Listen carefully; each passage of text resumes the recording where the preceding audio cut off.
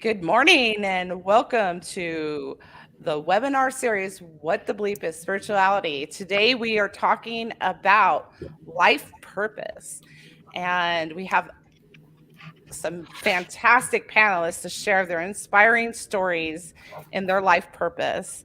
So how do you find your life purpose and align yourself with what you need to do? That's what we're going to find out today. So first off, we're going to have everyone introduce themselves. So Rachelle, you want to start off? Hi, everybody. My name is Rachelle Babler. I'm in sunny San Diego, and I'm incredibly excited to be here today with all of you.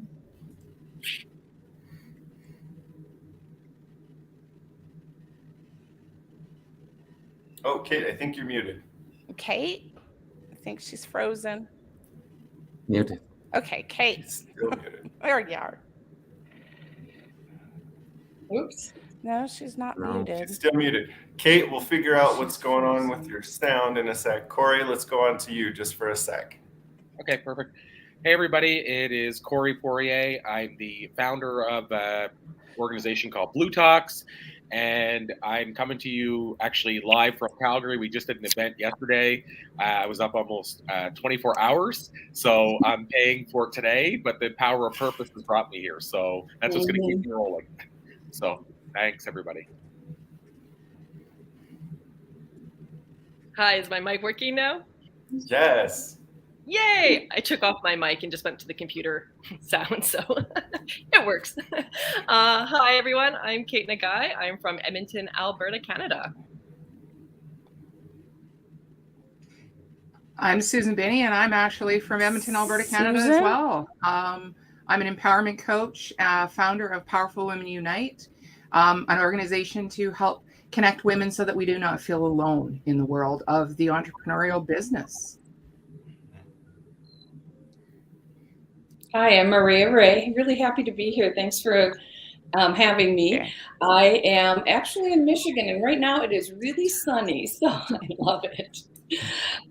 I am a transformational leader and a master coach, and I work with women entrepreneurs in my Women with Soul programs, and I'm super grateful. Hi, everyone. Good morning. I'm from Mexico City. I am a molecular biomedicine specialist. I am a science and wellness coach. I help people to realize that they have their own healing power inside of them, and try to give them as much as possible a marriage of science and spirituality.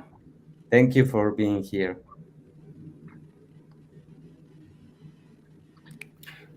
Go ahead. Okay, Matthew. Oh, okay, I'll do it. My name is... Oh. Looks like we have a little lag. That's okay. My name is Matthew. I am a shamanic happiness coach. I facilitate one-on-one and group experiences to alleviate people of their suffering and to find joy in the causes of their joy. I also meld science and ancient technologies so that we can utilize them today. And I'm an author, podcaster, healer. I do help people find their life purpose and identify challenges that they have to overcome in order to succeed in their life purpose. So thank you, everyone, for being here today. And we'll start with Rachel's story. I'm sure it's going to be very interesting. Yeah, I have a little bit of an interesting background. I grew up in San Diego, and after high school, I became a paramedic. I was running around the streets of San Diego, helping people with their 911 emergencies. And after 6 years, the contract negotiations were going to come up, and many of us weren't going to get carried over to the next company. So we went back to school, and I took a forensics course and got hooked. And I did forensics for 20 years, and I analyzed evidence, testified in court. I did research and taught and trained all over the country and spoke at forensic conferences. And it was an amazing career. But in 2017, I had my midlife, not crisis, but awakening.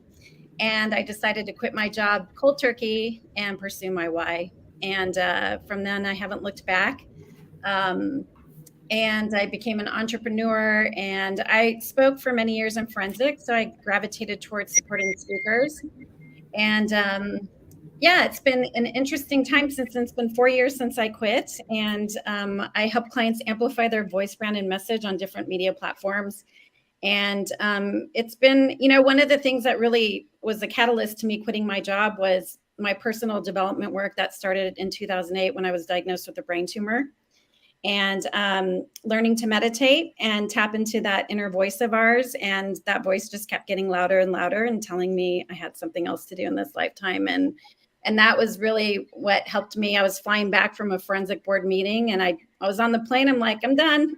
I went in, gave 2 weeks notice, and then jumped, into the entrepreneurial world. But it's been amazing. I am incredibly blessed with all the journeys I've had. It's an interesting background, and it's really fun to support clients now to really amplify their voice and their message and share it in a big way. So that's just a little piece of my story and where I'm at. I'm a mom of 2 kids, and those are my biggest teachers, I think, my children. And it's been amazing. I'm incredibly blessed with everything that I've been through and experienced.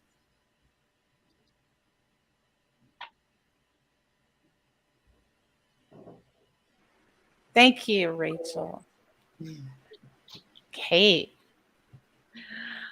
It's interesting when I was thinking about this talk of how did I find my life's purpose. I think without knowing it, I've been searching for it since as a child.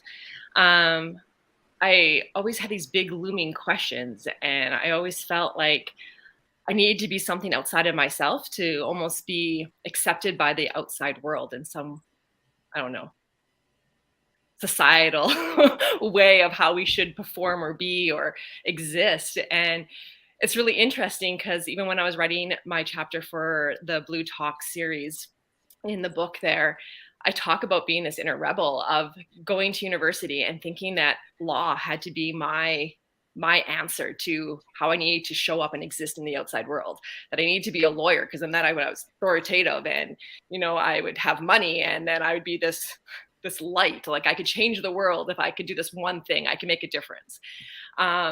And I think that was the first turning point for me of me going, something's not right, and starting to discover this inner knowing that I've never trusted in my younger years. And so it was when I was in law school, I was in pre-law, that I remember being in one class and I was like, I'm not these people. I'm not willing to sacrifice my whole life and my whole essence to do this work. Like, this to me seems soul sucking.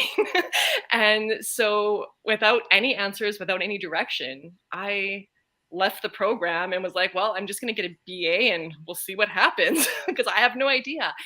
And it was like that moment that there was a spiral of events that just kept leading me to the spot that I am now, that I now know that I am what I believe to be my life's purpose right now. Maybe that will change in 5 years. But that moment was the trajectory to get me into really like constantly weaving through the forest of what didn't fit and what fit. I became a social worker and I loved helping people, but something didn't feel right still. It wasn't right. And so, then I traveled the world left my life and sold everything and traveled the world for a bit to see if I could find answers. And I came back broke and was like, I need a job. So I landed in the corporate world, which just felt soul sucking. Like it felt like that law class all over again. Which then I think, because I'm sure many people can relate to this, the money felt good being in corporate world. So then it was a security belt. It was like, I can't leave. And then my body broke down, much like Rachelle shared. I went through fertility issues. I had a health crisis where I wanted a baby so bad and my body couldn't have one. I was told by doctors it wasn't going to happen. And it was that moment after the second doctor told me that I was like, okay, I know I can find my power to heal. And that's when I left my career or my safety net. And I just jumped. I remember my husband at the time was like, what are we going to do for work? I'm like, I don't know. I'm going to jump and the bridge is going to build itself. And that moment led me to right now where I'm at. And it's been a beautiful path. And it almost felt like my life was like this windstorm and I was in the center of a tornado.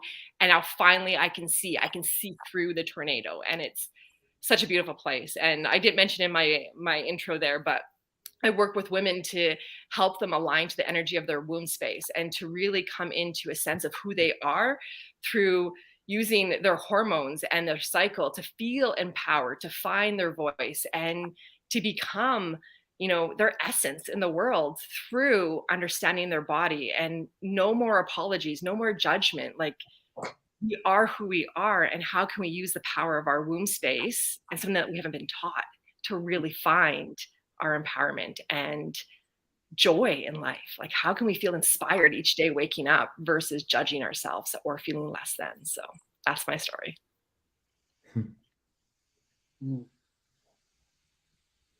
Love that, love that, love that. Oh my goodness, that's very juicy. Corey, what is about life purpose with you? So there's so many directions I could go with this, but I think I know which one I'm going to take. I will add as well as a side note, because I think all of us here, being probably somewhat spiritual, will appreciate this synchronicity. We ran our event yesterday, as I mentioned, Blue Talks in Toronto live. We're actually Monday and Tuesday doing Blue Talks in Edmonton, in fact, for those of you who are mentioning Edmonton. And actually, Susan's going to be speaking at that event. And so I bring that up because we got a video last night from my son, who's home with the babysitter and with Mamie and Papa. And Mamie has him over for a sleepover last night. And so she sent a video of him with a blue freezy, big blue freezy. And the video, he's saying, Mommy and Daddy, look what Mamie bought me. Oh my God, look at the size of it. And then she says, and what about the color? He goes, yeah, it's blue, my favorite color. And then somebody who was at our Blue Talks event yesterday mentioned, oh my gosh, can you imagine? Blue is his favorite color, and his parents run a brand called Blue Talks. And he's been, all he's talked about is blue being his favorite color for like a year now. So, and I never even, by the way, I never made that connection until this moment. So, but just like the idea of, synchronicity, it might sound like a small one, but just, again, we're traveling, and then he gets a blue freezy, which we didn't say get him a freezy. We didn't say get blue. He says blue's my favorite color, and maybe that's just an indication we're on the right path right now. So just wanted to add that because it's part of my journey, because of the fact that I'm a spiritual skeptic. So 25 years ago, if you would have talked about synchronicity or energy or healing or Reiki, I would have been like, that's voodoo. I don't know what you're talking about. I would have just been like, I don't even know what that means. And so my journey brought me to the point where now I do.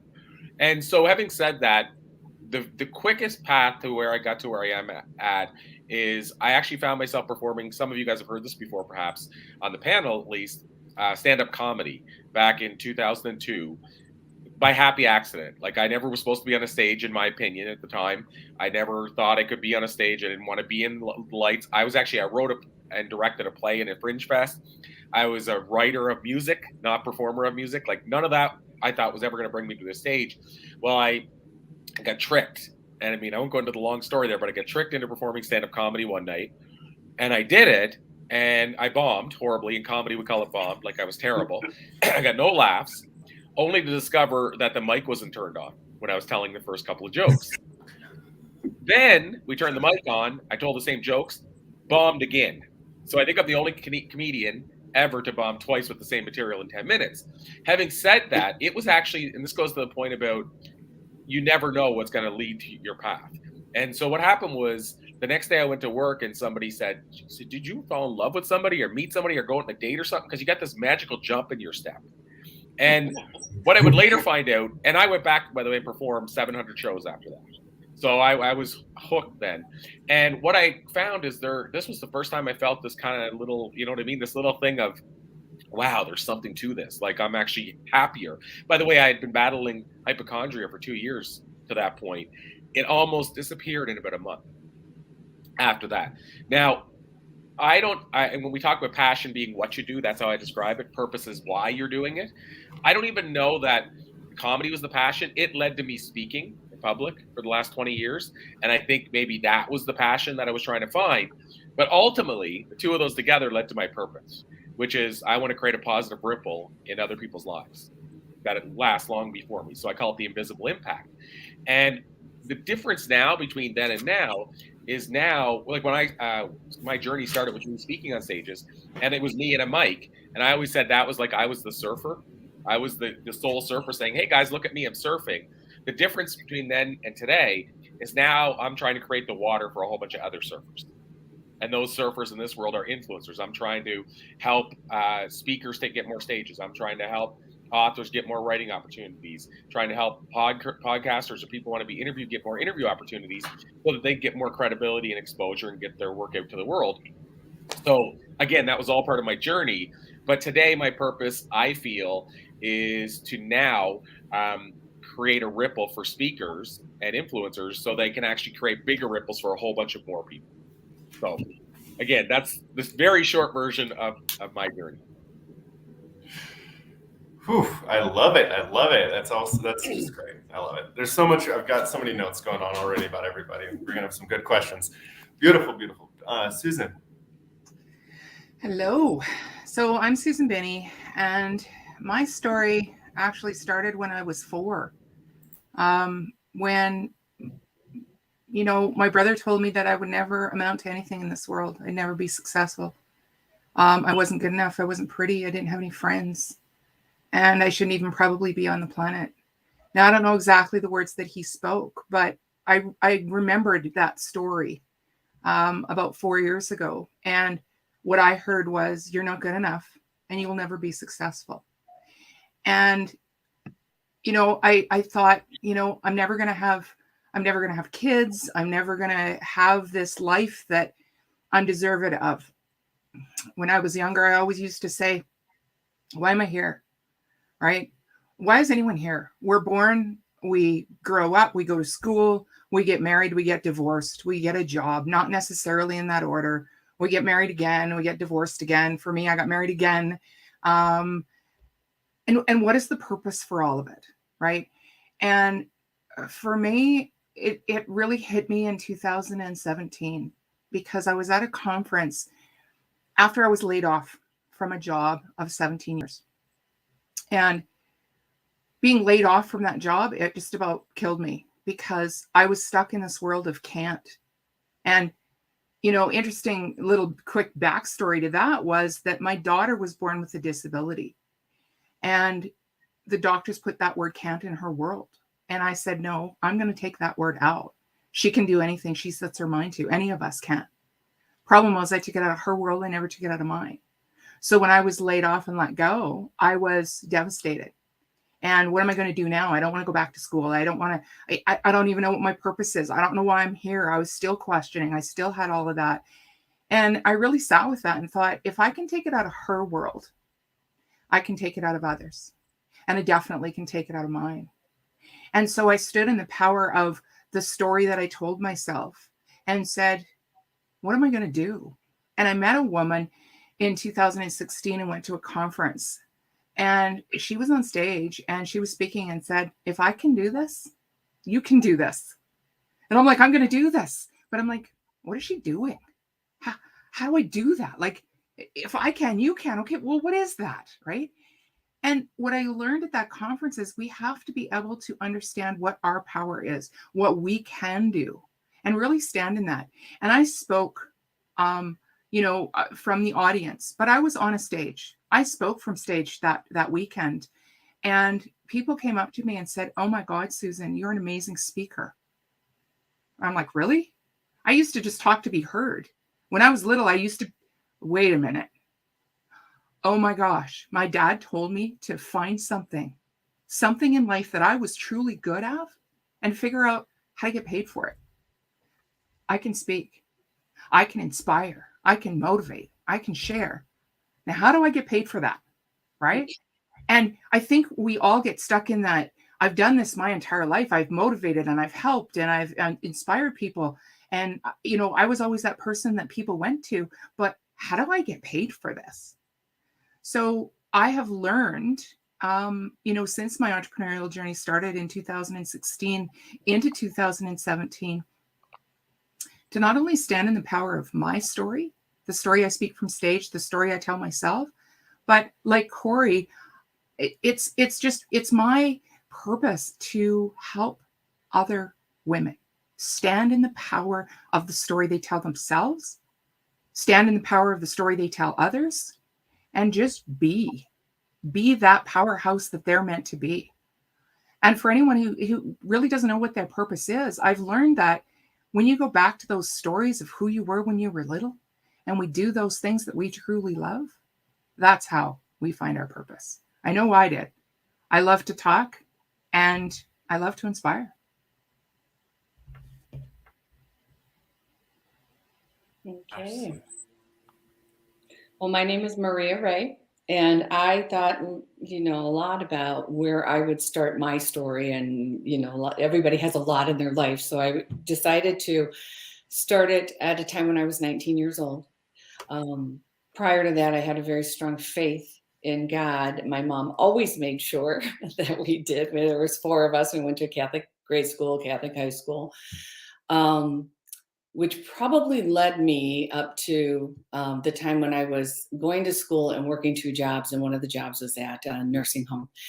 And my mom had remarried this gentleman. I didn't know much about him, didn't really care for him, and didn't know his family that well.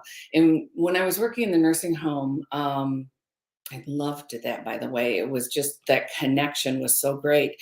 And a woman came in, and it was my step grandmother that I had never met. And she was being admitted for kind of end of life, right? She had Alzheimer's. She was not doing well. And she ended up being on the side that I was working on. And when I found out who she was, I introduced myself, told her who my mom was, and we made that connection. And, as you know, Alzheimer's, sometimes people are in and sometimes people are out.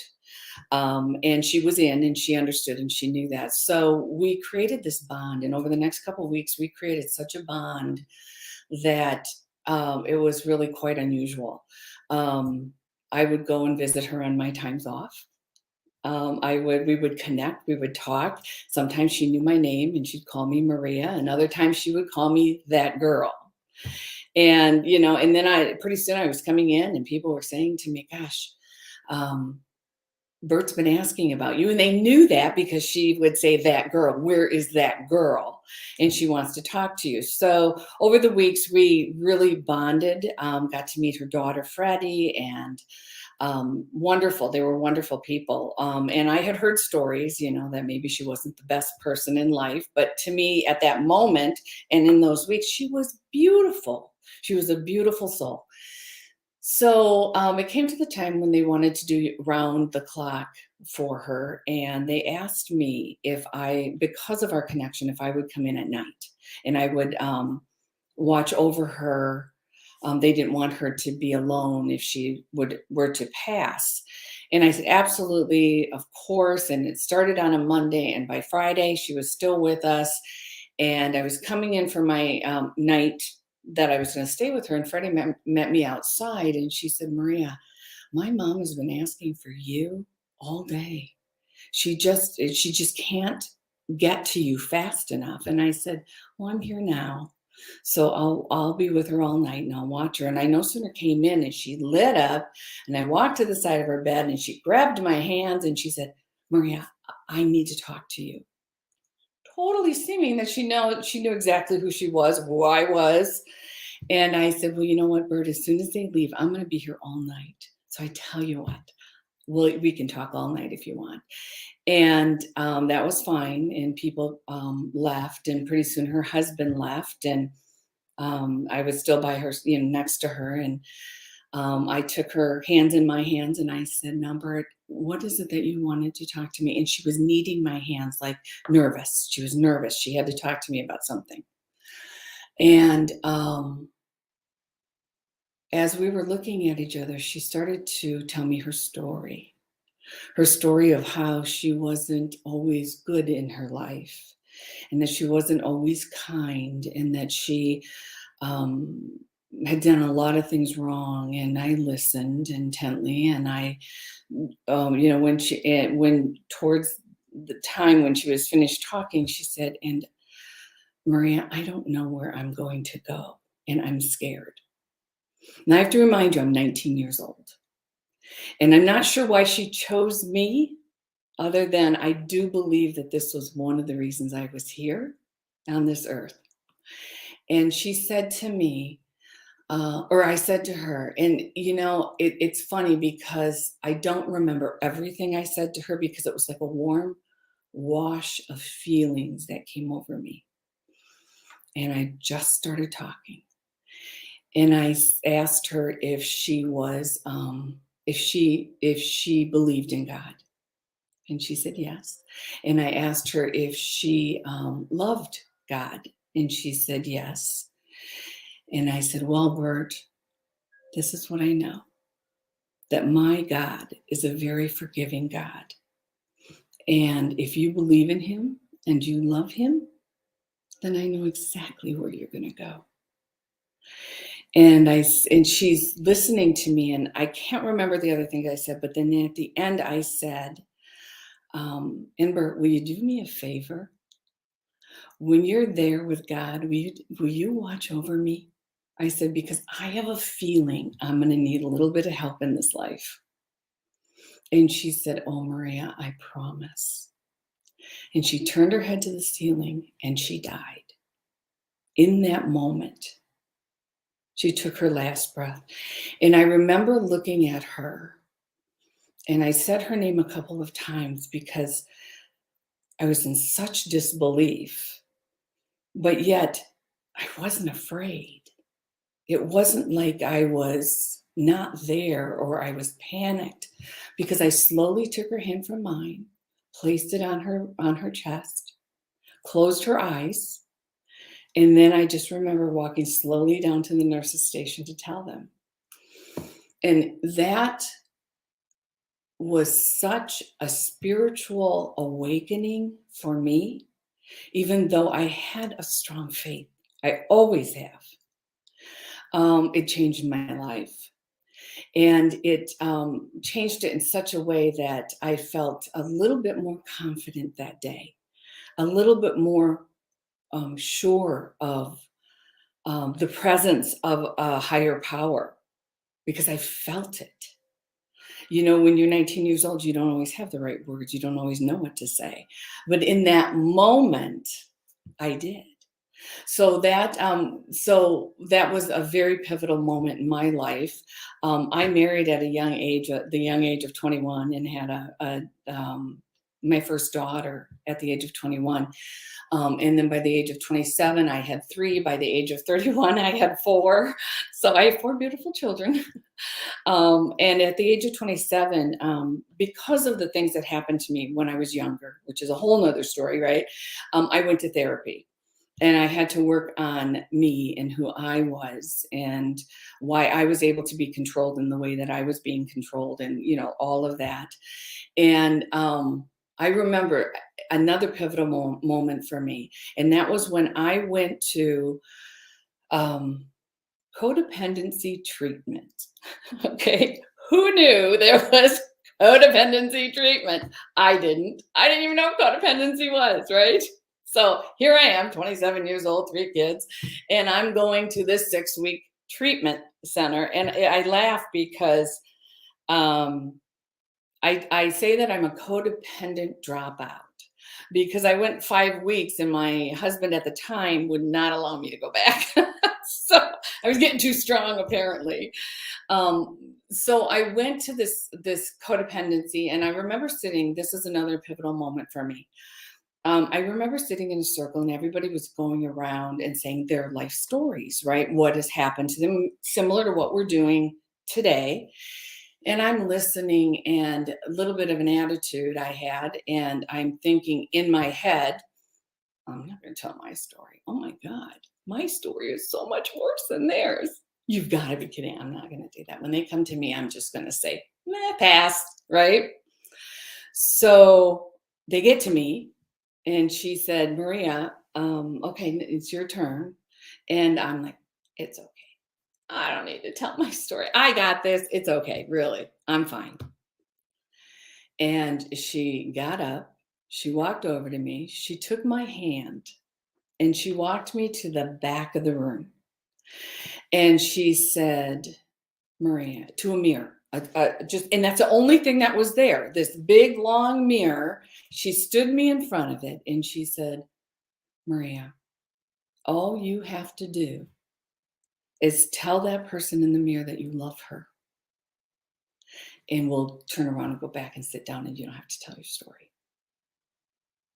And I looked at the person in the mirror and I looked at her and I looked at the person in the mirror and tears just started. And I said, I can't.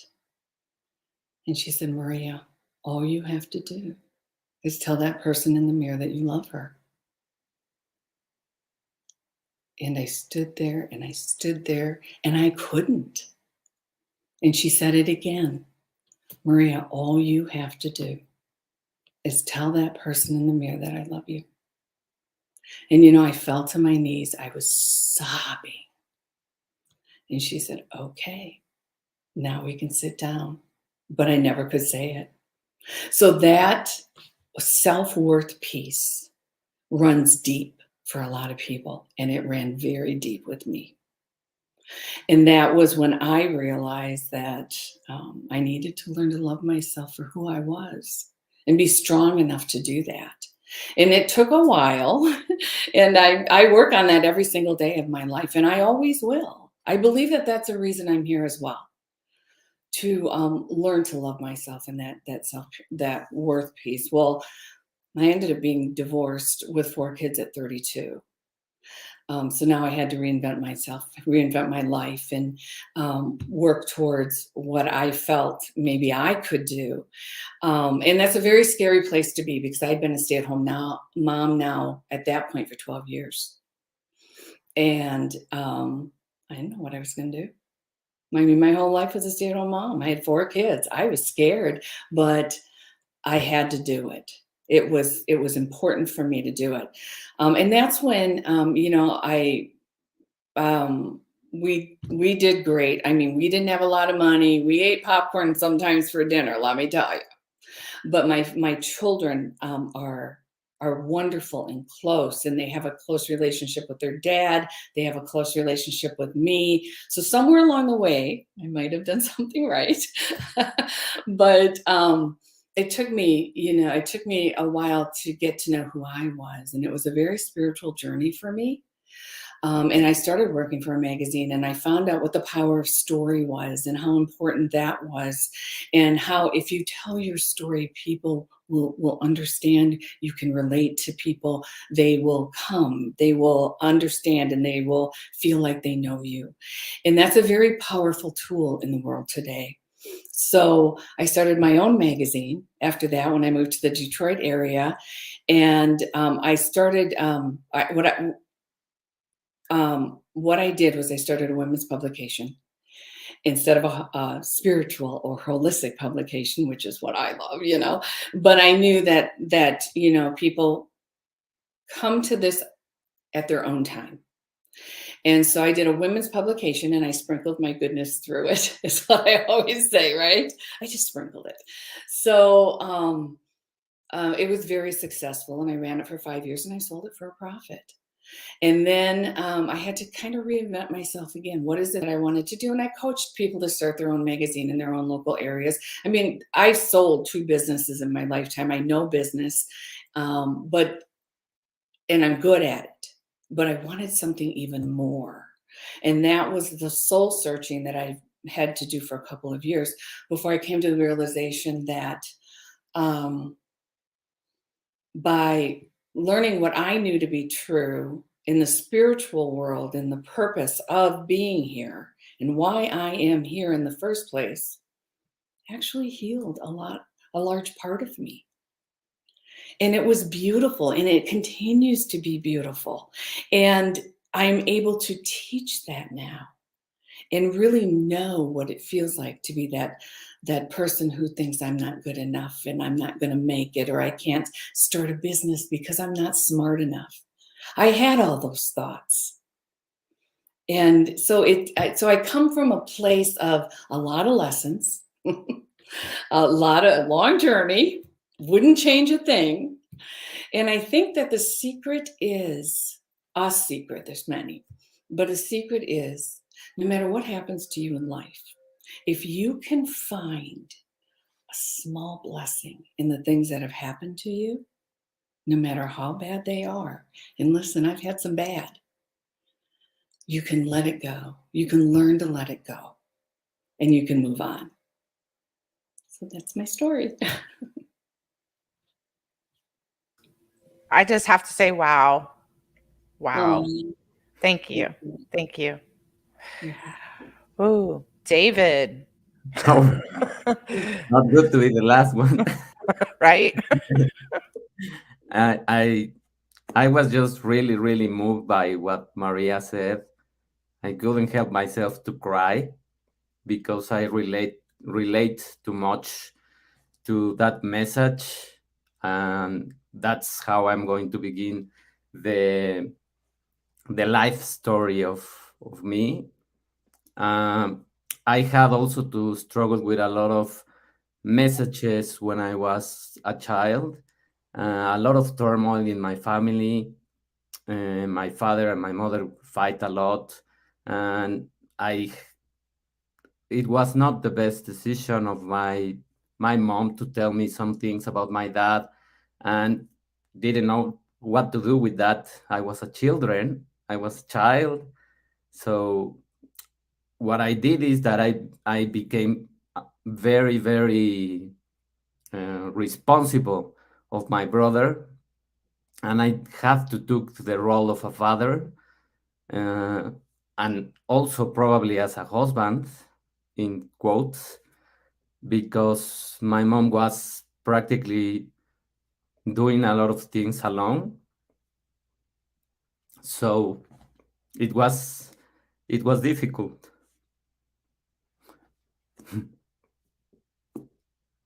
And I had to find a lot of wisdom in the things that I did, and try to encourage my brother to follow a different path, to as much as possible with the, I don't know, intuitive wisdom that I had at that age, at 7 or 8 or 6, whatever that age, I began to be responsible for a family. I have to do my best to take out whatever I had in me. So I guess that journey is knowing myself more, to try to guide first my brother, first try to witness my mom in what she was doing, and try to be a good listener for her, try to be a support for her, and also around the clock I had to get on with my life, and I had to learn how to do my best in spite of being bullied in school because I was a little bit chubby, and a lot of things happened there. I was smart. I mean, I don't know, I was gifted with that. So I didn't struggle with the classes or with the things, with all of those academic things. For me, it was easy to do those things, but in the social aspect, I was a very lonely child. I struggled with making some good friends and connect sometimes with people, partly because now I understand the patterns that I have. And all of those things that example of the family that I could never have, and all of those things allowed me to find a refuge in exercise. For me, exercise was the outlet. For me, doing first swimming, first taking out my body into action, and watching how I could change my body by just doing quote unquote simple stuff or simple things. I began to understand more. I began to use that intuitive power with my own healing journey, and I was always gifted in that aspect that I had a lot of books around me. So I read a lot of things about mainly emotions, mainly psychology. My father is a psychologist, and I began to took some of the books that he had. I read many of those things, and I tried to understand why I felt all of those emotions. Mainly the one that I felt most was rage. I was very angry. I was very not aggressive and not violent. I never went like that in my childhood, but I had it in me, and I didn't know how to take it out. And many times exercise was my tool. So what I did is that every time I competed, every time I do exercise, I picture myself taking out that anger, taking out that rage, and trying to forgive as much as possible, although it was very difficult because I still had all that journey up to 21 years old. My father and mother got separated when I was 21, so I had to struggle still a lot of time with all their troubles. And um, I just, when I remember that moment, and I think that was one of the breaking points in my life. When they got separated, I just told my father, I know you are a smart man. I don't know why you did what you did. And I just think that you can be on your own, you can be independent, you can do great things in your life, and I forgive you. I forgive you because I know that we all make mistakes, and you now have to move on with your life, and I have to move on with mine, and we have to do something with our lives. No, so from those days, my purpose in those moments was just, again, just be responsible. That was my main label in the front or in my forehead, to be responsible of the things that I was doing.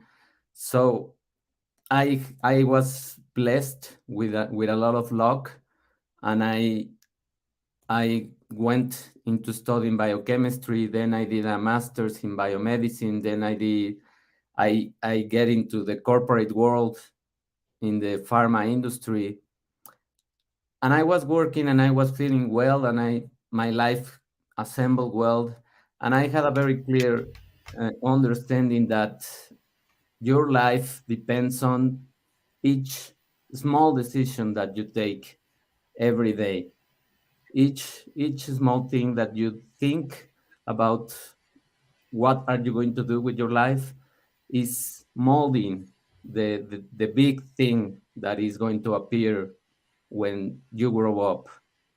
So what I did is, first, financially, as I saw the struggle that my family had sometimes, I first went to be secure in the financial aspect. So with the job that I had in the corporate, as someone mentioned just today, it is a safe space in terms of money. It is something that gives you that first pillar of safety.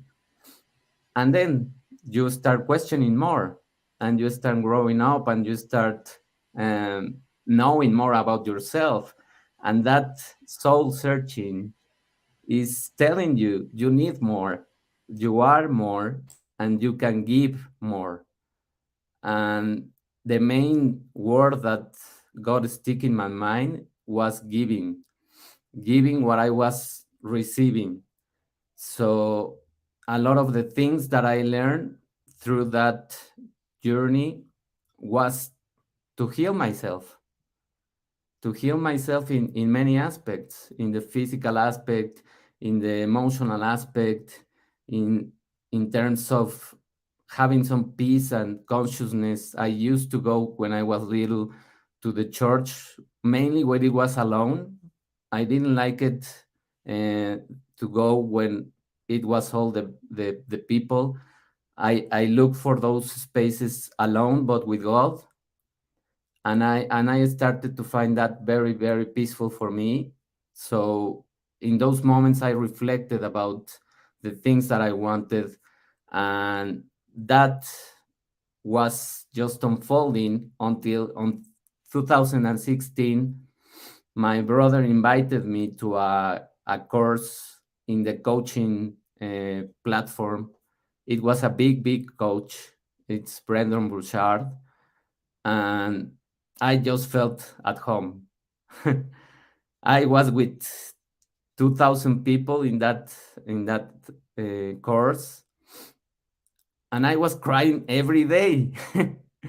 Every day I was crying because each of the people counted their stories, and I related so much with them, and the energy was amazing that I even cry a lot when it ended, because I said I don't want to go. I want to stay with this kind of environment.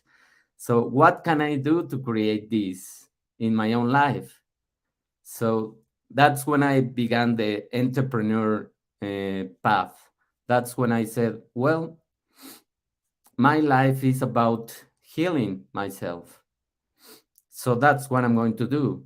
I know science. I have the background. I love to teach. I love to give, and I just want to help people to realize that they can do whatever they want and they can heal themselves, and they are already complete. They don't need pieces. They just need lessons, and the lessons are in our lives, and the lessons are in each of the days that we are living. And if we just pay attention more to those messages, to many of the painful moments, mostly the painful moments, I think that those are the ones that have a lot of lessons within, and those are the breakthroughs that we have to take now. So I don't regret anything. I think I was born in that family. I look for that family because I have to go through that journey. And now I know that all of the things that I learned through my journey, I want to share them as much as possible, and trying to assemble big. It sounds like big, but it is not. It's just understanding that we are not one thing. We are five things, I think. We are what we eat, we are how we are built, we are our emotions, and we shouldn't be ashamed of crying, of feeling bad or feeling ashamed. Whatever the emotion is, we just have to feel it and let it move, and have moments of peace, have moments of disconnection from the chaos, from the news, from the things, and find yourself and listen to yourself. And the next one is, of course, we are in a material world, so we need a financial aspect also. That's my journey, that's my story, and I just want to close with a short story about my daughter today, that she told me that sometimes she feels sad, and I told her it's okay to feel sad. Why do you feel sad? I don't know, she told me. Well, one thing I can tell you is that when you feel sad, close your eyes, touch your heart, and wait for the answers, because the answers are going to come, and you will know why you are sad. And once you know why you are sad, now you can fix it. And that's it. Thank you. Thank you, David. You need to go get her some ice cream. I know she likes ice cream, right?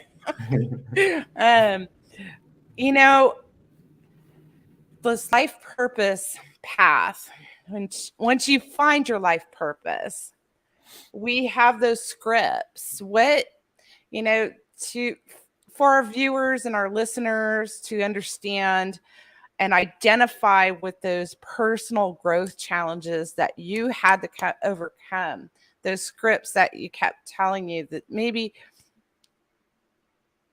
how you got over those in the course of your path is my question. If you have anything to share or speak to.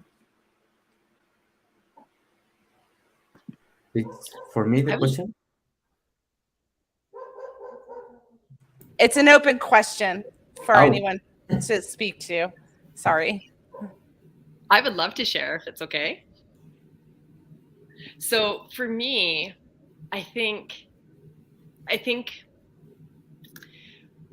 I was somebody who, much like Corey, was spiritually skeptical. And more so because of life experience, of just feeling like I was this outsider that couldn't get the information. And every time I tried to seek it, it was like a roadblock, or somebody was like, you're not in this group. You can't quite be here. Like, I remember going to church with friends all the time because I was so curious of like, what is this thing? And it was like, they let me in the doors, but they wouldn't give me the how-to manual. And so I always felt like a little lost, which it was really interesting that there was this moment when I first moved to Edmonton. I had never done yoga. I heard it was like this thing. It was this thing that people were doing. It was a hot topic. This was back in like 2002. And so I went to a studio and I went to a beginner's class. And I remember halfway through going, oh my God, wouldn't it be cool to be a yoga teacher? Like, this is somebody who now went through university, who is a social worker, and is like, I'm going to throw it all the way and I'm going to just become a yoga teacher because I have no idea what yoga is about. Like, I've literally done 3 poses. But it was a thought. And I just was laughed it off, went about, continued my beginner series for 6 weeks. And then I kind of just left yoga. Like, I did a 6-week series and was like, that was cool. I moved my body, whatever. And then I went through a really challenging moment in my life where everything around me was crumbling. It felt like it was like one big event happened that my heart broke open. And then it felt like everything didn't make sense anymore. And the only thing I could think of doing was I had to move my body. And it wasn't a thought. It was just this instinctual thing. And so I ended up in a yoga class, and it was a hip hop yoga class. And I think that's what I needed, was something to kind of make it more modern for me to actually continue to show up each week. It was music that just made me forget what I was doing and get out of the spiritual aspect. And after a few months of that, I started feeling better. And then I started a morning class at 6:30 in the morning, because there was something about having a practice that made me come to a certain place, like get my butt out of bed, skip coffee, get on a mat, not know what was going to happen, have no idea how to prepare. And I was just told to move my bones in a way and connect my breath with that bone movement. Like, it was like I could turn off my brain and just breathe. Like, it was someone just constantly saying, breathe, put your foot here, breathe, put your arm here, breathe and do this. And after about a year of that, I just felt like I went through it felt like the most challenging thing in my life. And I felt like I went through it, and I felt like I just could breathe. I felt like I could deal with anything. And then my teacher was like, why don't you take a teacher training course? And I was like, no, I have a career. I'm making money. Like, I'm not going to become a yoga teacher. But then I was so curious about the philosophy and the spiritual, and what is this thing of like, you guys keep telling me to breathe. And so I ended up taking my teacher training program. To lo and behold, now to become a yoga therapist, like, after I did my training, probably 5 years later, becoming a yoga therapist. And now everything I teach around fertility and women's health is always about coming back to the mat, not because the mat is magical, because for the first time in your life, you're stopping, you're breathing, and you're just pausing life. You're not seeking answers. You're not trying to find the magical wand. You're just coming back into your body to feel safe. And when you can feel safe through the breath and safe through someone directing you in a movement, emotions get released. Sometimes anger. Sometimes you're raging mad and you don't know why. Other times you're bawling on your mat and you have no idea why, but you're just there for yourself, not to like meet a goal, not to win a trophy. You're just there to connect with you. And it's become the essence of everything I teach. Even though I teach people how to align to their womb, it's like it always starts with movement. It always starts with coming home to yourself, allowing a safe venue for the emotions to be expressed. And then we can start seeking hope and joy and start seeking the whys and the answers. So I don't know if that helps, but that's kind of what came to me when you're like, what was the element? And for me, it was movement. It was getting back into my body to feel safe. Yes. Who else? Yeah. I'm happy to share on this as well, especially because there's such a connection between what Kate just shared. So I don't even know, I would have probably waited had it not been for what Kate just shared, because I mentioned being sort of a spiritual skeptic, which is kind of my sort of tagline for what I was. And which is kind of ironic because my mother read tarot cards when I was a kid. She brought me the tea leaf readings, and as I got older, she brought me to a few that like they literally told me everything that was going to happen. It wasn't like you know how you probably, if you guys have went to any readings, there's some where it's very vague, like you're going to meet somebody next week. Okay, but like this guy was like, your girlfriend's cheating on you right now, and I ultimately found out she was cheating with my best friend. You're going to move across the country in the next 3 months. And I did. And when with the time, I was like, there's no way I'll ever leave this island. I love this island. And so like, I mean, you could say, well, subconsciously did he talk me into doing it? But what happened was, and I'll go into what I was how the connection is to what Kate just shared. But so much so with this guy with the tea leaf reading, he said, your girlfriend's going to cheat on you. She was there with me for the reading. And she freaked out at this guy.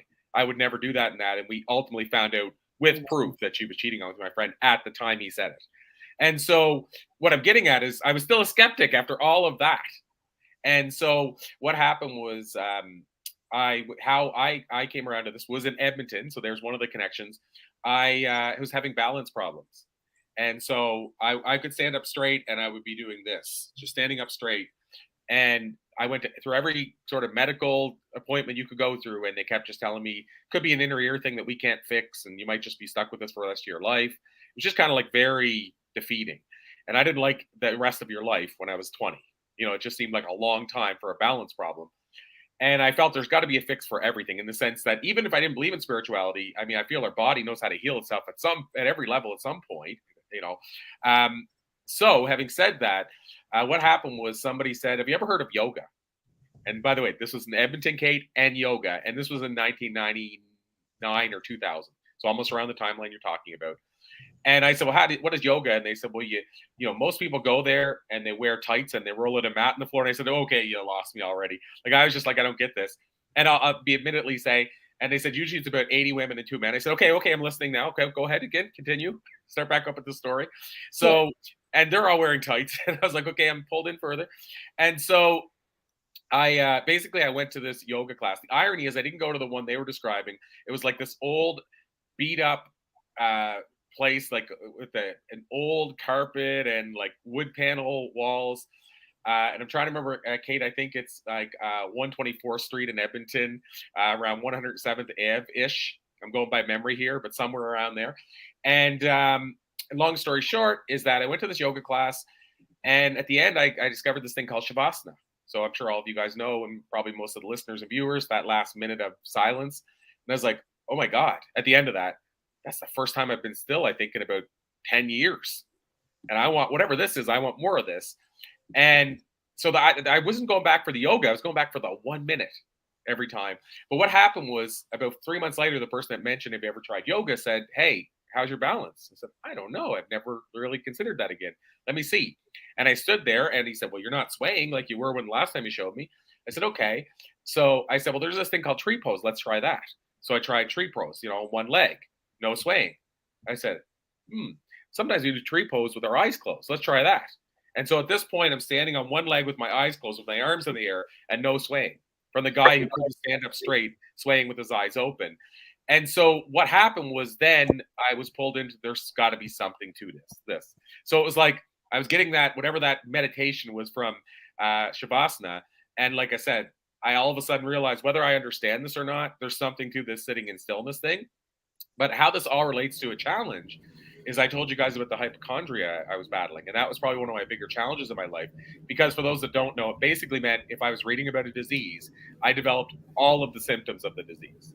Like, I would read about it, but then the hard part about that is then you want to know more, because you're going, oh, I'm going to die, I need to know what's going on. And you read every symptom and you develop every symptom you read. So much so that even a doctor physically looking at you would maybe say, okay, maybe you do have this. And then they put you, like, for an MRI, I would check, like, a check for Parkinson's and MS, and they're like, you got nothing. And as soon as they give you the diagnosis, you're like, oh, okay, it was something else then. And then you start going down the rabbit hole looking for the new disease that you're trying to create in your head. And so I used to say that I think I had my own coffee mug with my name on it at the doctor's office, because I was there so often. And so the point is, I was battling this thing called hypochondria. I shared with you guys that when it really started to disappear and my anxiety was when I discovered my purpose or my passion. But I think that the yoga and the meditation / Shavasana, both of them, was what helped me get there. Like, in other words, I don't think it would have disappeared in a month if I wasn't already starting to practice those things. I think it was just the passion was the last piece to the puzzle, which is, by the way, why I say that passion and purpose together. I call them, and I know Rachelle's read my book, The Book of Why and How. I talk about vitamin P. And so vitamin P to me is the power of passion and purpose together. So the P, of course, is for each of those. But I've said it's the only vitamin you can't buy in the store, yet it might be the most powerful vitamin you ever take in your life, which is simply to find your purpose. And because, again, when you talk about powerful, I'm sick less often. You know, I just told you what I went through in this last week. We have 2 kids too, so we're not sleeping at night and everything else. The fact that I'm still alive sitting here and able to function tells you there's something to that. And like I said, I was sick less often at work. People said I want to be around this guy because he's more positive. I have more energy and I don't drink coffee. I've had like 4 cups in my whole life, and on and on and on. To me, that's the vitamin P that I take every day.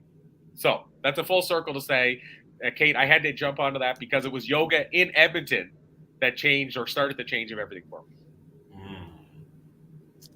This is powerful, powerful stuff. We are getting some good wisdom. I wanted to touch really quick on some notes because a lot of this is really revealing. So the question that we just answered was, how do we overcome basically the challenges that are in front of us to get to our life purpose, kind of a thing? How do we discover that in a way? Because oftentimes, what is the thing that's in front of us that's like the most difficult or the most challenging to us, the one that takes us farthest from love, you could say, is what's going to show us our life purpose in some way, right? It's that this beautiful understanding that are we done in the escapism of life? Corey, you were saying I'm a hypochondriac, so I'm constantly going on and taking on these other things so I can escape my momentum forward, right? It's avoidance behavior and things like that. So we all do that. So I'm curious, and that's, I think the next question is, what avoidance behaviors did you guys exhibit or go through as we were finding your life purpose? What was the biggest thing that was coming up for you? And I say that because we all are on this crazy adoption curve of when enough is enough, right? We show up like Kate and Corey, you both showed up to yoga at the time in which it was like really getting momentous in the US. Like it's just, oh my gosh, the velocity curve is huge. Right now, it's kind of leveled off because it's in the mainstream now, right? And so it's interesting that we all show up to life at different spots. And what we came through with all of these messages, I heard we get messages through the divine or spirit, as we were talking about how Maria, I believe you were saying how you were how should I say this? Your instance when you were younger with your friend with Alzheimer's was almost like this divine spiritual, like who in the heck? This is crazy. They're telling you some stuff that really is waking you up. So that's amazing. So purpose comes with that divine spiritual presence. And within our stories, we also talked about how we help, or excuse me, how we ask for help along our path, right? And so this is, okay, avoidance, okay, same question we're going into. This is an interesting thing that came up. Somebody mentioned about feeling nervous about doing what they were doing. And so how many of us have felt the butterflies in our stomach and we're like, oh, that's when I need to perform. That's when I need to go on stage and become a speaker, right? I wrote down here, our life purpose heals. So it's interesting that oftentimes our life purpose is a healing journey that we go through. So with all of, hold on, what else can I bring in? Life purpose brings forgiveness, David. That was a really big one that came through. Life purpose brings us forgiveness, it brings us peace. And then also I heard life and purpose is about embodiment, being the thing. So in that context, kind of summing up, I wanted to bring those points in so that we could keep salience with them. In those avoidance behaviors, what can you say to that? And this may not be to your experience specifically, but avoidance behaviors that you know people do get into as well when they're looking for that life behavior or that life purpose. Go ahead. I'd like to speak to that actually. So avoidance. Corey mentioned, 25 years ago, if somebody had said, about spirituality and this energy and all of that stuff that happens for a reason, he wouldn't have believed it. Well, if you had told me that about 3 years ago, I would have said the same thing. And there are moments where literally I can see orbs, I can see words, I get downloads, and I'm like, why is this happening to me? Like, what's going on? And that avoidance of, I shouldn't be speaking from stage. I should be teaching others to speak from stage, because I get that jittery, right? Like when you said that, Matthew, I understand that so much. Corey was speaking and I knew I was next, and I speak from my heart. So I don't always know what's going to come out, but the vibration and the nerves and everything that was coming, and this big, huge voice said to me, Susan, just speak. That's what you're best at. Just speak. But the times that I've avoided that, because what if I say the wrong things? What if I do the wrong things? What if I get this huge download for somebody and I'm speaking this to them and it comes out wrong? And so just that, recognizing that these things aren't happening to us. They're never happening to us. And we shouldn't avoid it, because they're happening for us to help others grow and expand, right?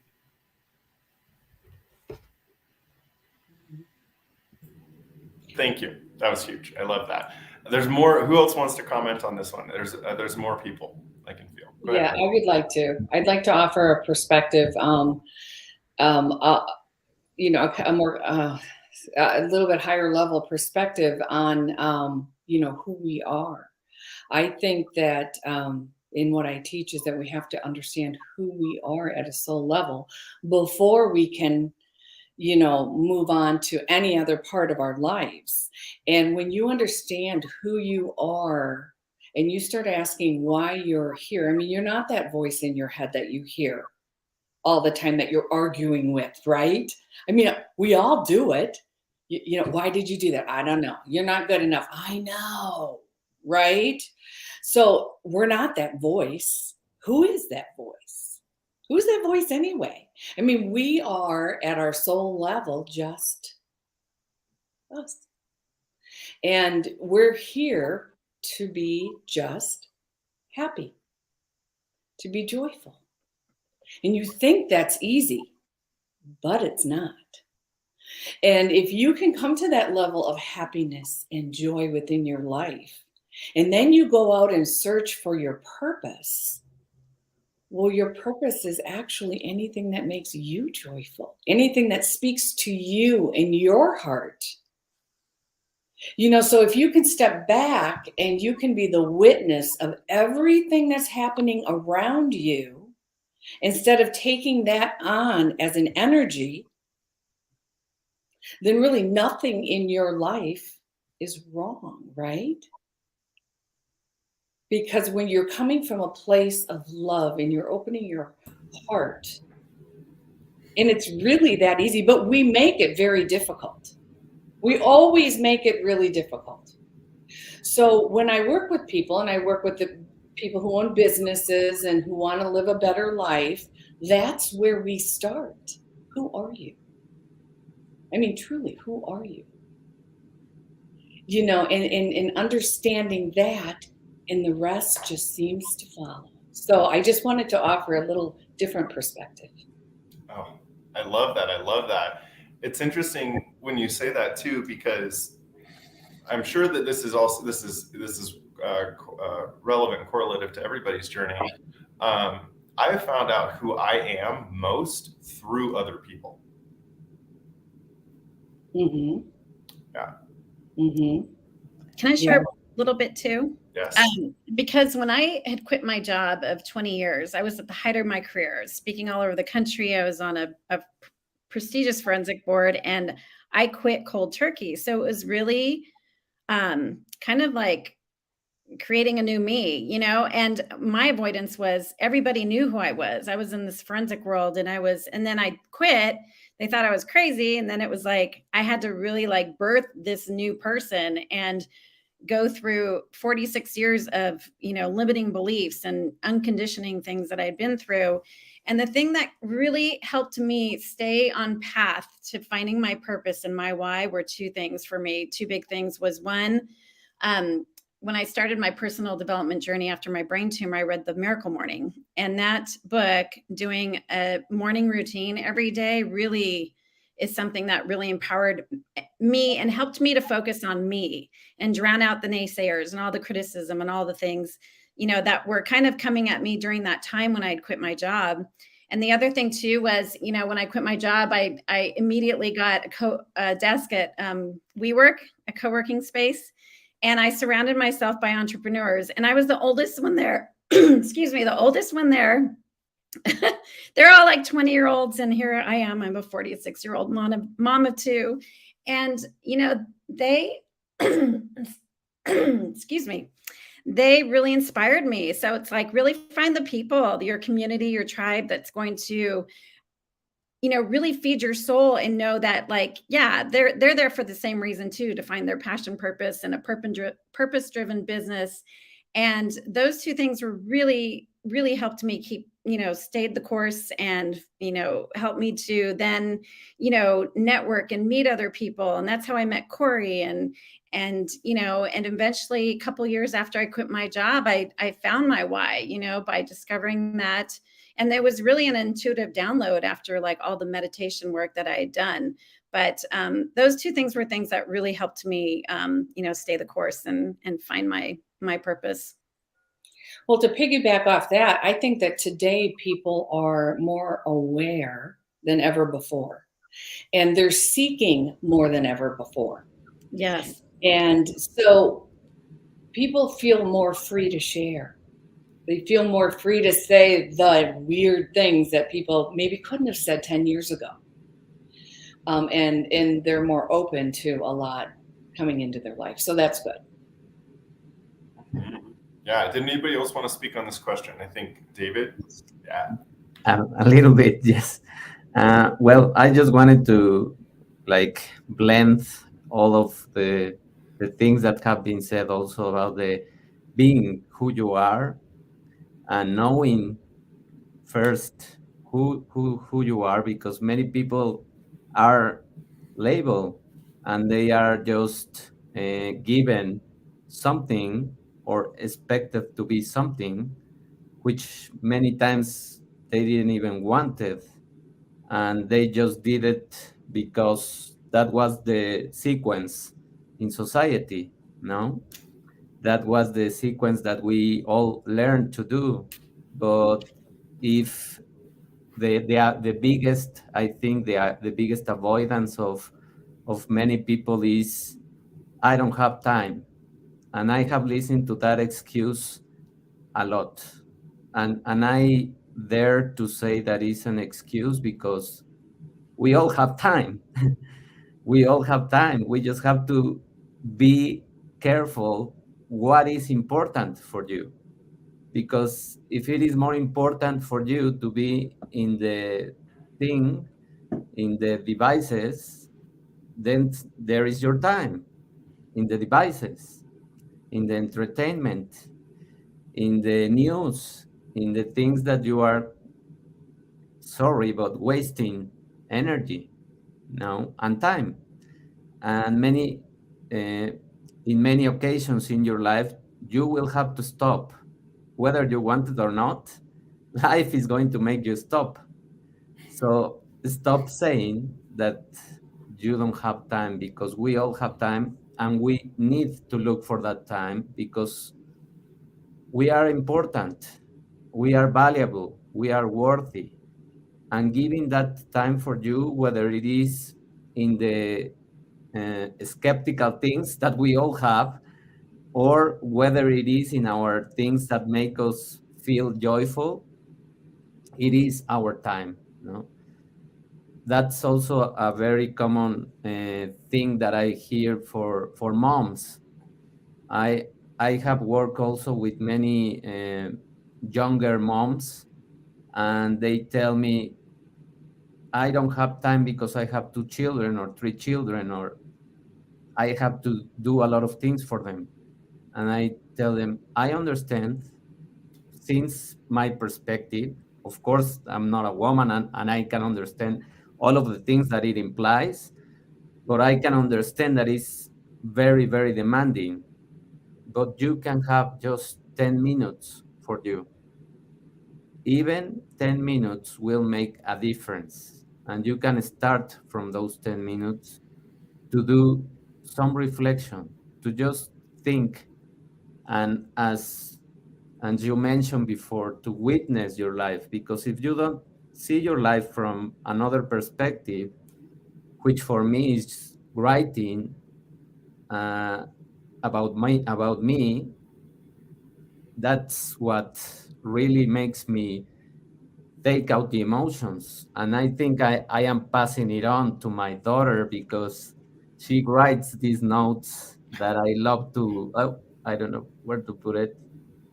And she wrote, I love you. It is in Spanish, but I will translate. It says, I love you, always wanted for you to be in my life. With love, Valerie. And I have this here as a reminder that what I do is based on that. It's based on the love that we can give, and it's based on inspire others to give that love. And we need it so much right now. And I agree with everyone that we are waking up. And I thank Corey, and I thank Julia, and I thank Matthew, and I thank everyone, Rachel, Kate, Susan, and Maria, for all the things that we are doing, because we need more awakened people. I really love what you just brought in. I'm going to hold my response, though. I got to hold my response because it's going to lead into another question. I feel it, and I know, Kate, you want to respond, or you want to? I do. Yes, I have something I'm please. just itching to get out there. For me, avoidance was about really being vulnerable and really going within myself to say, I can be brave to show who I truly want to be. And the world will either accept it or not accept it, but the people that accept it are my people. And this idea that comes to mind when I like, it's funny because people don't talk about womb or the women's menstrual cycle. And here I am I was going out tobogganing with my kids, and I never met this parent before of my kid's friend. And she was like, so what do you do for work? And I was so terrified to say, I work with women and their periods. Like, to me, it was like this taboo or this shame. And it's like, why? Because I find so much joy and passion. But in that moment of feeling like I couldn't fully express myself of what I was doing was my key of like, rather than avoiding, which I did initially, I was like, I'm a yoga therapist who works with, and I went like into this very clinical response. I had to go deep and go, no, I can be brave and say, this is who I am, because there is somebody out there who's either going to hear in the background or that she's going to talk about me to somebody else that's going to be my bravery of being, this is who I am. And it's okay if it makes you feel uncomfortable. So, I think this goes back to so much to like Brene Brown's work of like really just being vulnerable and, braving the wilderness and just going out there and really showing who you are, and knowing it's scary as hell. Can I jump in on this one as well? I just wanted to add, and again, it's just, I guess some of this stuff, it's like front of mind. So that's what makes me go, I need to jump in on this as well. Like Kate said, just biting at the bit to just jump in on this one thing quickly. But I would say for me, so this goes to me and avoidance, but I think a lot of us do this, and it goes all back to, again, the spiritual skeptics. I think that's my common theme for me today, is that when people say, listen to your intuition, I knew the idea of listening to my gut. Like if I was making a business decision, I knew to listen to my gut and say, okay, this is where this is leading me, or this person doesn't feel right for some reason, or this person feels perfect. And I remember I interviewed Chalene Johnson, if you know who she is, Turbo Jam. She created that thing and that whole fitness program. And she's also an Instagram expert. And Chalene talked about how she had an opportunity to go with Guthy Ranker. If you guys remember that name, it was a really big fitness empire back in the day, and Beachbody was unheard of. She felt right to go with Beachbody, wrong to go with Guthy Ranker, even though the money was better with Guthy Ranker. They were a bigger company, all that stuff. She went with Beachbody, ended up selling 6 million DVDs. So did Tony Horton with them, and so did Shaun T. And they say that some people called Beachbody the house that Chalene built because she was the first one that took a chance. But she said everybody told her, and everything about it said she should go with Guthy Ranker except for her gut. So in other words, she listened to her intuition, and it obviously paid off. I bring this up because I would say, okay, that's for other people. Some people have good intuition. What it seems to me is, it seems that as I've grown into who I am, my intuition is improved or developed. Now, it's probably been there all along, but I've gotten better at tapping into it. I bring this up for a reason, because last night, so again, full circle, we're flying on the airplane, and I'm playing like a Trivia Pursuit type thing, one of those type of games. And I would say I legit knew 20% of the answers. Maybe unconsciously knew another 70% without remembering how I knew the answer. So throughout, my girlfriend and I are next to each other, and throughout the thing, I keep going, okay, in my head, my intuition is saying this one, but I'm bringing it up for a surprising reason. But my intuition was saying this one, and you could ask her. I told her out loud, "This is the one, my intuition, but I'm going to go with this one." Like, in other words, my intuition said this one, but then the name or something about the name said, "Oh, maybe it should be this one, or maybe this is a trick question." I would say 90% of the answers where I went against my intuition, I got it wrong. And there's at a 4, and of course, it shows you which one it was, and my intuition was right almost every one of the times I went against it. But here's the bigger question, full circle. Then why did I keep going against my intuition? Like, in other words, what I'm asking is, why do we do that? Now, what it tells me, though, by the way, if I bring that back 10 years ago, if I would have been doing that with intuition, because I've done that in the past, I would have gotten more wrong, if that makes sense. Like, my intuition would have gotten more wrong. So is that because I've learned more since then and unconsciously I know it? Is that because I've tapped into my intuition and understand it better now? I don't know what the reason is, but I know my intuition is a lot more clearer, and it's a lot more on and accurate. But going back to the point of avoidance, Matthew, why am I avoiding it still? Now, the good part is, out of all of this, is I'm aware of it, and I can see that avoiding it steers me in the wrong direction. So now it's on me, because this is the most, by the way, that was the most plane it's ever been. Going through a whole thing like that, I did that for over an hour on the plane, and it was over and over again apparent. So full circle is, I'm still avoiding it to some degree, but at least now I know my intuition is right and I'm wrong for avoiding it. But I don't know why we do it, but the bottom line is my intuition has improved, and I know that's only going to serve me better. And it's now the lesson to me after that flight. And I was learning it by the end, but it was only like the last 10%. But now I know I need to listen, because it's telling me. I think I think what Corey said about being aware is such a key thing, because through my journey, now that I'm aware of that, or, when something comes up, it shifts everything for me. And so I'm glad you brought that up, Corey, because it's so true. Like, when you become aware of things, then you can reflect or get curious, or, learn from that in that moment, and then, continue to expand. So my friend Corey, you were listening to that voice inside of you telling you the answer, right? What intuition is like a muscle. And if you work it, you'll get better at it. So that's what you're doing. You're actually working your muscle of intuition, and it's showing up for you. So continue and learn from that, and play with it like you are. It's like so much fun.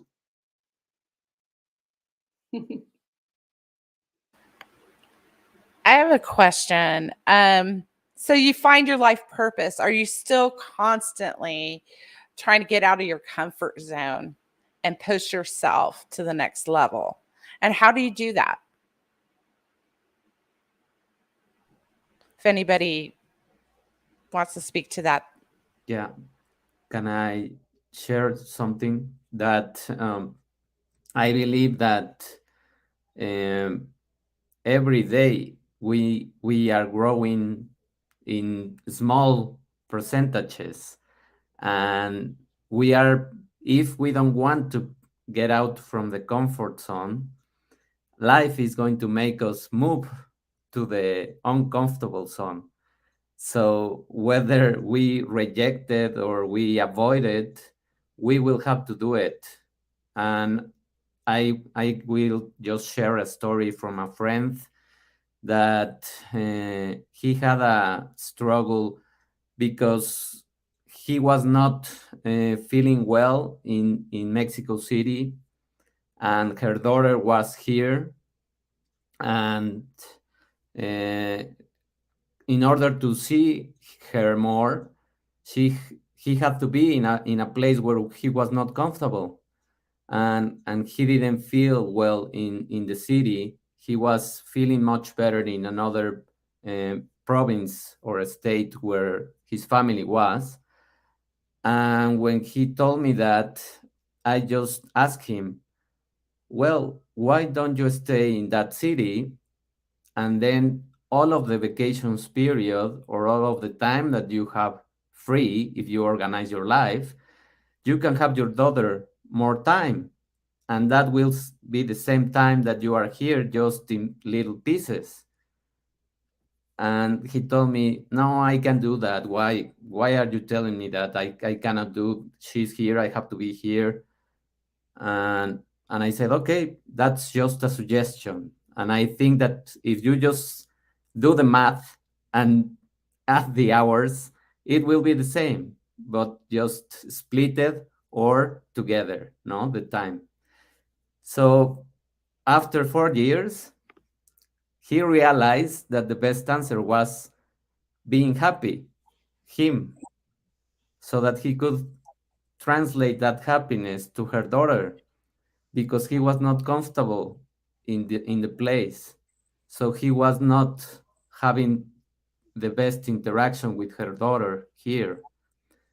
So what he ended up doing is went to the city where he was happy, and now he sees her daughter, um, the time collected, all of the time together. And he told me, when I told him, you see, the suggestion was not that bad after all. And he told me, well, everyone has to learn their own lessons in their own time. And I told him, yes, you are right. And it's good that you learn it by yourself. But many times we shut down people because of that ego voice that is telling them, how are you going to tell me how to live my life? And we are not telling that to anyone. We are just sharing a suggestion from another perspective, because we are outside of the problem. And many times when we are outside of that, we can see the things clearly. So many times we shut down to other people's advice because of the ego, because of the traditions, because of the beliefs. And our purpose is also to be open to listen, mainly to life, because life is giving us the lessons. And the more we shut down that is related to what Corey said, the intuition, it's also life speaking to us and trying to give us the messages. But we are stubborn, or we are pride, or we do some things that are going to end up in more difficulties. No? So, in a response to Julie, for me, I would like to, so I would like people to understand or to remember, I guess, is that you are the creator of your own creation. And when you can learn to kind of step back and see from a higher perspective what's going on around you in your outside world, you're able to evaluate it in a different way. So we're all human. We're all going to be afraid, right? We're all going to have our moments where we have doubt and fear, and I'm not good enough. I don't look good in this outfit. That's kind of a woman thing, but it's there, right? But if you can remember. Hold on, men too. Okay. Men too. I just got to say that. Okay, love you. If you can really practice to back yourself up and kind of be the witness of what's going on around you and the witness of how you're thinking, you start looking at it and going, well, I don't have to think that way. Well, that's not really who I am. And then what I would suggest is you take that thought and you just visualize it flying, I don't know, with wings or whatever you want, out of your mind, and say the words delete, clear, and just let it go away. And I think you'll be surprised when you can stand back and witness that and see that leave your mind. It does help. It helps you to get a better perspective of that situation and where you are. I'll jump in on this one as well. Did I interject anybody? Nope. Go ahead, Corey. Okay, I'll make this one super quick. So much of this is calling out to me because it's front of mind on discussions I've been having and stuff, but this comfort zone thing is pretty huge to me. I did a TEDx talk around this. Like, this is how important getting outside your comfort zone is in my life. And so to this question, Julie, in terms of not just, I guess I'll give strategy, like specific strategy around how to do it, and then answer your question. I'm still like, just even what we're talking about today, like me talking about my intuition and all that, that was outside my comfort zone not that long ago, just talking about that. I will say, I'll give people strategy around bringing more of synchronicity into your life. Maybe it's working your intuition muscle, but a lot of people here probably know in the call, but I've done quite a bit of work with James Redfield, who wrote the Celestine Prophecy, which a lot of people would say the core of that book is around synchronicity. And so one of the things James talks about in the book, it's a fictional book, he talks about if you acknowledge that these things are happening for you, you'll get more of them. And again, you could say you get more of them or you notice them more. Whichever is happening, I'm not sure. But what I started doing after him saying that is I started a journal, an actual journal I bought in Salem, Massachusetts at a witch store. I bought this journal that has the Tree of Life on it, and I write down the synchronicities as they happen. And what I found is by me acknowledging them, putting them on paper, I can't keep up with the amount that are happening. And again, it's like the car you buy. There's probably not more cars of that same car on the road. It's just now you notice them. Well, maybe I was getting those synchronicities all along, but not acknowledging them. So that either I wasn't noticing them, they were still happening, or maybe they weren't happening as much and now I'm triggering them. I don't care which it is. All I know is it's working. But as far as the getting outside your comfort zone, I've done this a lot in my life. I mean, I've done stand-up comedy for years, which is outside of almost everybody's comfort zone. I jumped out of a plane, even though I'm terrified of heights, which would be outside of a lot of people's comfort zone, I'm sure. I've surfed in Tofino, British Columbia, even though I can't swim, which is only not inside your comfort zone. I do not recommend it. I don't think you're supposed to do that. And I got hit with the board, but thankfully I had a friend there, like it actually put me underwater. And if you can't swim, that's a little bit terrifying. And I could go on, but I was big on like the bucket list, outside your comfort zone things. And it wasn't because society said to do it, but it was just I was trying to test myself. Like, I'm scared of heights, so it's even hard for me to go on a water slide. Like, that was huge for me to go on a water slide. Sounds crazy, but I bring all this up because after going through all these things, first of all, I learned what Neil Donald Walsh says is true. Life begins at the end of your comfort zone. Like, it's your passion, your purpose. A lot of that, sadly, is probably going to be outside your comfort zone. So you're going to have to expand. For most people, our comfort zone is really tiny. And so what I recommend to people is figure out what's outside your comfort zone and then figure out the steps you'd have to take to do that thing. to expand your comfort zone. So I'll use a random example, but let's say stand-up comedy, since I talked about it. Well, if you want to perform stand-up, don't do what I did and get tricked onto a stage one night. Most people would walk away. In fact, 15 people showed up that night, paid for the workshop. 8 of them walked out the front door and left and didn't perform. And I've never seen them again. So less than 50% even stayed. So that's not the way to do stand-up comedy. What you could do instead is go, okay, maybe I should read a book on comedy. Maybe I should start watching HBO comedy specials. Maybe I should go to the local comedy club. Maybe I should take a comic out for lunch and ask them about comedy. Maybe I should go to a clinic and sign up for a clinic and a workshop, and so on and so forth. So what I recommend, if you want to, how to get inside your comfort zone, if your passion especially might be out there, or your purpose, then what you do is you decide what are the steps it would take to get there to whatever that goal is outside your comfort zone. But here's the key thing. Every time you take one of those, you need to predetermine and give yourself a reward. We're those people that love the carrot, that's hanging in front of us. So give yourself that carrot after each thing. The reward can be big or small, but what you're going to find is unconsciously, you're going to want the reward, the dopamine of getting that reward. So then you're going to go after the thing, accomplish the small step, which doesn't seem that big. Let's say it was reading the comedy book, give yourself the reward, take the next step. Here's the cool thing. By the time you're on the 5th step, which is getting on a stand-up stage, it's going to seem so small in comparison, because you've seen, look how far I've come. I feel like I know the whole comedy industry before I've stepped on the stage the first time. So comedy is an extreme example, but to me, that's a strategy you can use to actually move towards it. So literally figure out what's inside my comfort zone. What are the steps to take to do it? I would say find a buddy to help you do it.